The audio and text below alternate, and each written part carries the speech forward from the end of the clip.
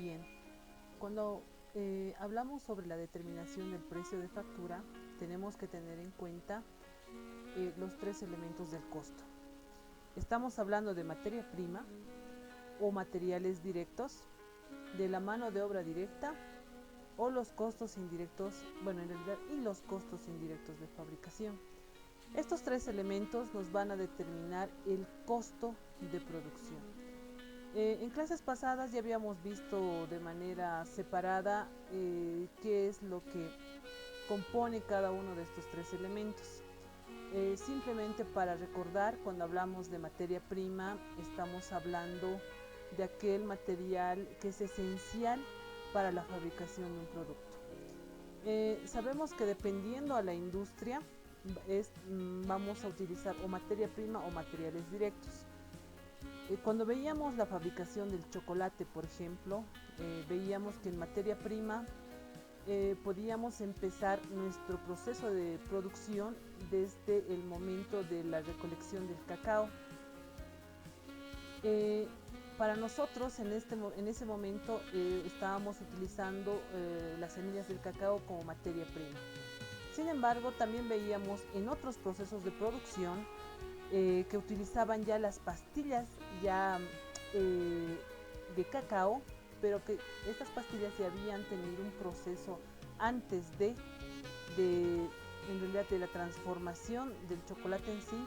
Ya las pastillas de chocolate para nosotros representaban materiales directos, porque estas pastillas de chocolate lo que se hace en realidad es agarrar y transformar en productos mucho más específicos, como bombones, chocolates rellenos con manjares, cubiertos con alguna semilla, etcétera. Entonces, esa diferenciación entre materia prima y material directo va a depender del tipo de fabricación o del tipo de producción que tenga cada empresa o en realidad cada industria.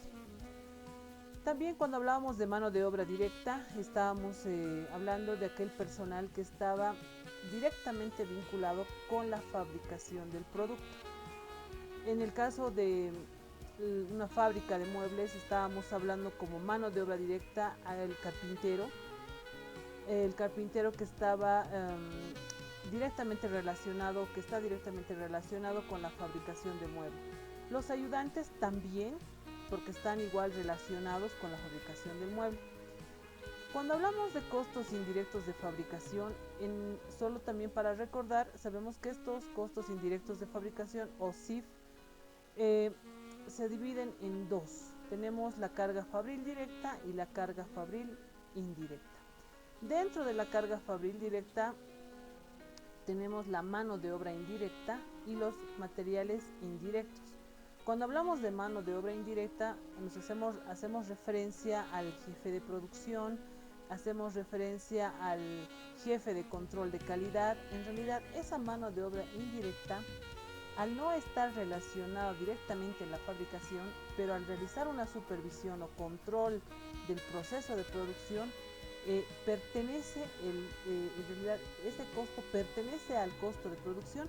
Sin embargo, está clasificado dentro de los costos indirectos de fabricación como carga fabril directa. Ahora bien, cuando hablamos de material indirecto, estamos hablando, si hablamos en el caso del chocolate, vamos a hablar, por ejemplo, de los saborizantes, vamos a hablar de aquellas semillas las cuales van a ser cubiertas con chocolate. Este material indirecto para nosotros significa, son elementos en realidad que son sustituibles en un momento. A diferencia del cacao, por ejemplo, un chocolate no lo vamos a poder fabricar sin cacao. En cambio, podemos fabricar un chocolate sin algún saborizante, sí, porque es reemplazable.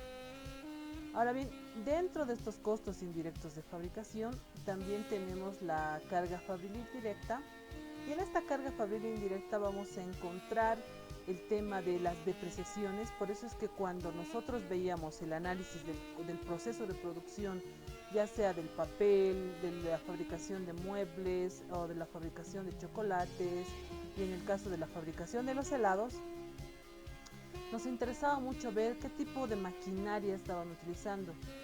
No por el hecho de ver quizás el tema de costos de maquinaria, si bien a nosotros como contadores de costos nos interesa el tema de la adquisición de estas maquinarias, el precio de adquisición, pero en el momento de hacer la evaluación del proceso de fabricación y hallar el costo de producción, lo que nos interesa de esta maquinaria es el tema de su depreciación. Entonces, la depreciación en tema de maquinaria va a depender mucho a qué tipo de maquinaria es. Por eso es que es importante identificar con qué tipo de maquinaria está trabajando la industria, para poder determinar cuál va a ser su depreciación y si vamos a seguir utilizando nosotros la depreciación de línea recta que lo establece la normativa, el código tributario, o bien vamos a aplicar otro tipo de depreciación, quizás por horas trabajo, por cantidad de producción, qué sé yo. Entonces, el identificar esta maquinaria nos va a ayudar a determinar cuánto va a ser nuestro costo en relación a la depreciación. ¿Qué otros costos ingresarían en la carga fabril indirecta? Estaríamos hablando también de alquileres, el pago de servicios básicos como ser la luz, el agua, que sabe el internet también.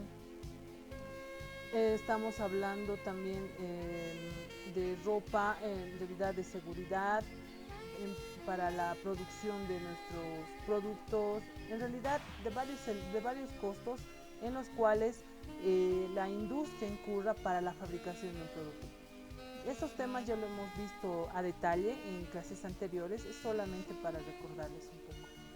Sin embargo, una vez que tenemos determinado el cuánto nos ha costado cada uno de estos elementos, lo que nos interesa posteriormente es la determinación de los precios de los elementos del costo.